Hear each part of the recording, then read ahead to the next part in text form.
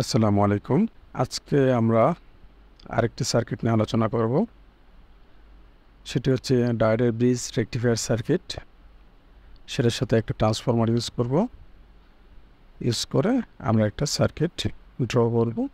এই সার্কিট দেওয়া আছে এবং তার কিছু রিকোয়ারমেন্ট নিচে দেওয়া আছে, সেসব ফুলফিল করে এবং সার্কিটটা সমাধান করার চেষ্টা করব আমরা পিসপাইসের মাধ্যমে। তো ফার্স্ট অফ অল আমি সার্কিটটা আগেই ড্র করে রেখেছি। তো আপনারা সার্কিটটা ড্র করে নিতে পারবেন। সকল ইকুইপমেন্ট এখানে পাবেন।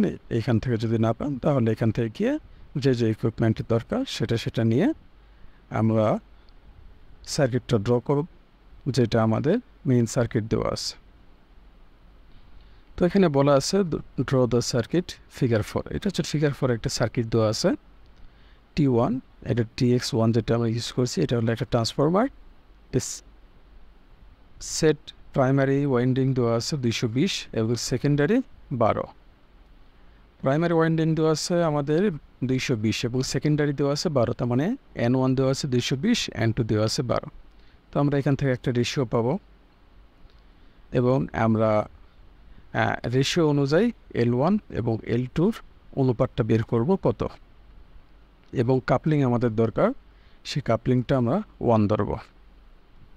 তো আমি সার্কিটে চাই, সার্কিটে গেলাম। এই আমাদের সার্কিট। এখানে আমার এখন ট্রান্সফরমারের যে পার্টগুলো সে পার্টগুলো বসাবো। যেমন একটা কাপলিং আমি ধরছি 1 বসাই দিলাম। L1 আমার পাইছি 33.61 বসাই দিলাম। L2 জানি আমরা 0.1। আচ্ছা, এটা আমরা একটা ধরলাম, কারণ হলো যে আমাদের এক্সাক্ট কোনো ভ্যালু দেওয়া নাই। এই জন্য আমরা L1 যদি L2 যদি 0.1 হয় তাহলে L1 এত হইতে পারে। এই রেশিও অনুযায়ী আমরা বের করলাম। এখন মেইন সার্কিটে আমরা এই 3টা বসাই দিলাম, ট্রান্সফরমার ভ্যালুগুলো বসাই দিলাম। এরপরে আমাদের কি করতে বলেছে, V1-কে সেট করতে বলছে 50 হার্জ এবং 220 ভোল্টে। তো আমরা V1-কে সেট করবো 50 হার্জ এবং 220 ভোল্ট। অবশ্যই এটা V সাইন নিতে হবে, VAC নিলে কাজ হবে না। তো V অ্যাম্পলিটিউড আমরা নেব 220 এবং ফ্রিকোয়েন্সি নেব 50। এটা সেট করার পরে আমরা R2 দেওয়া আছে 1 কিলো, সেটা আমরা সেট করেছি এবং এই পয়েন্টে একটা ভোল্টেজ নব নিব, কারণ আমি এই পয়েন্টে এই আউটপুটে আমরা এই ভোল্টেজটা দেখব আসলে কত আমি রেকটিফাই করতে পারতেছি। তারপরে দেখি আর কি কন্ডিশন আছে। তো এর মধ্যে এখন আর কিছু নেই, এখন বলতেছে এটাকে রান করতে বলছে। তো ফার্স্ট অফ অল আমরা কি করব, এটা সিমুলেশন দেওয়ার আগে আমি সেট আপ করে নেব ট্রানজিয়েন্ট যদি চেক করা না থাকে ট্রানজিয়েন্ট চেক করে নেব। ট্রানজিয়েন্টে আমি সেট আপ করবো 20 মাইক্রোসেকেন্ড থেকে 50 মিলিসেকেন্ড, আর এটা 0 করে দেব। নো পোর্ট ডিলে এবং স্টপ সেলিং দিব 20 মাইক্রোসেকেন্ড দিয়ে আমি ওকে করে দিলাম, দেন ক্লোজ করলাম। এখন আমি এই ভোল্টেজ নোবকে একটা কালার দিয়ে দিই, দেন আমি কি করব, সিমুলেট করব।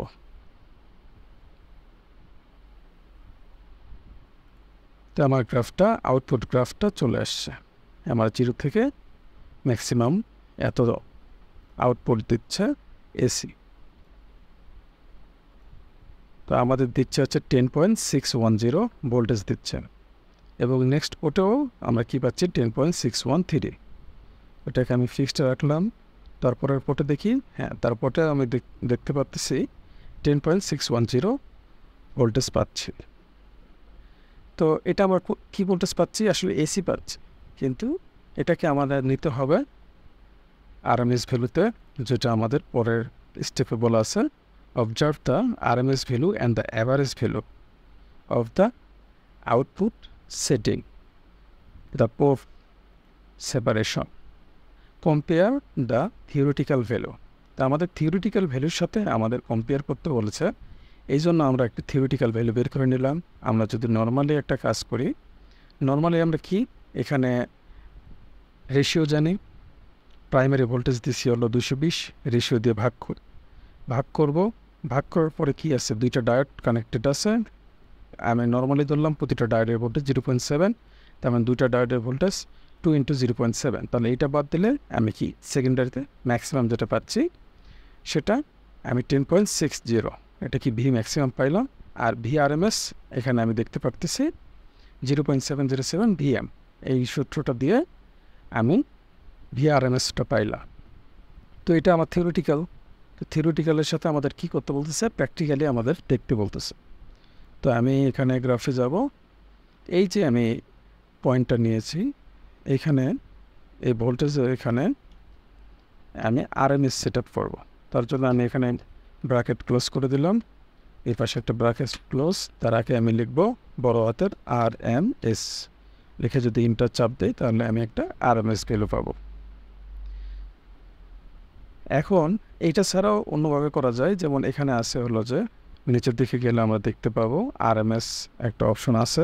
তাহলে আরএমএসের চাপ দিয়ে এর ভিতরে আমি যদি এই পয়েন্টটাকে সেট আপ করে দিই তাহলে আমি আরএমএস ভ্যালুটা দেখতে পাবো।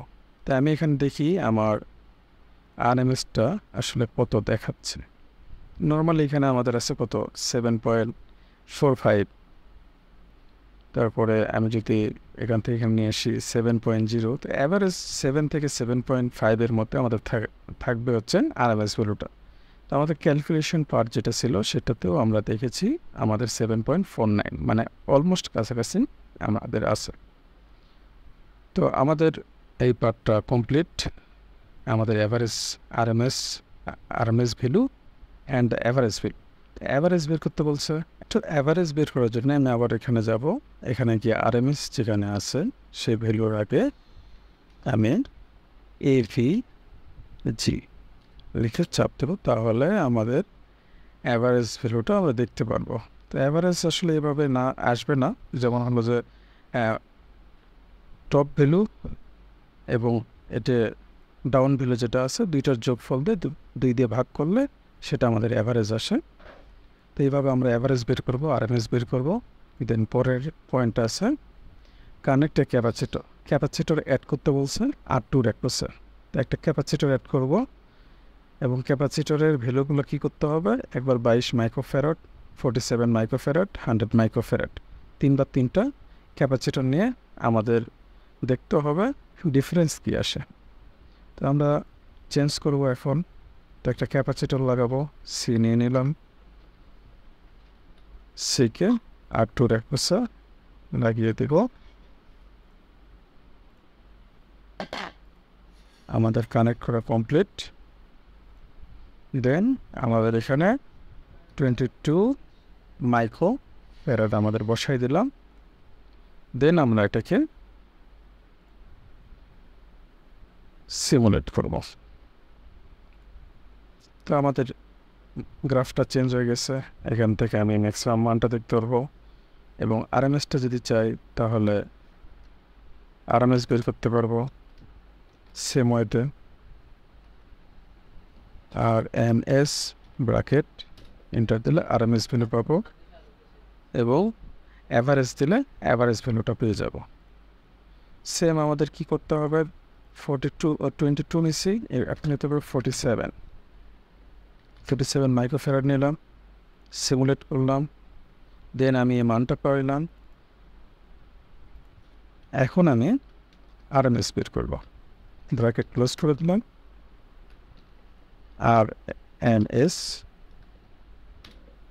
তাহলে আমি আমার ভোল্টেজটা দেখতে পাচ্ছি। সেম ওয়েতে আমরা কী করবো, ক্যাপাসিটরটাকে 100 মাইক্রোফ্যারাডে নিয়ে যাব, দেন সিমুলেট করব। আমাদের সিমুলেশন আরও ভালো হয়েছে। আমাদের ক্যাপাসিটরের মান যত ভালো হবে আমাদের সার্কিটের যে আউটপুটটা সেটা আরও ভালো পাবো। মানে এই সার্কিটে আমরা দেখতেছি 22 থেকে 47 গ্রাফটা অনেক ভালো হয়েছে এবং 47 থেকে 100 মাইক্রোফ্যারাডে আরও ভালো হয়েছে। মানে পালসেটিং ডিসি, এই যে একটা ডিসি আছে পালসেটিং ডিসি, মানে এসি মিসি তো ডিসিকে বলা হয় পালসেটিং ডিসি। এই পালসেটিং ডিসির পরিমাণটা ধীরে ধীরে কমতেছে এবং এখানেও আমি আরএমএস করতে পারবো সেম ওয়েতে, ব্র্যাকেট ক্লোজ, RMS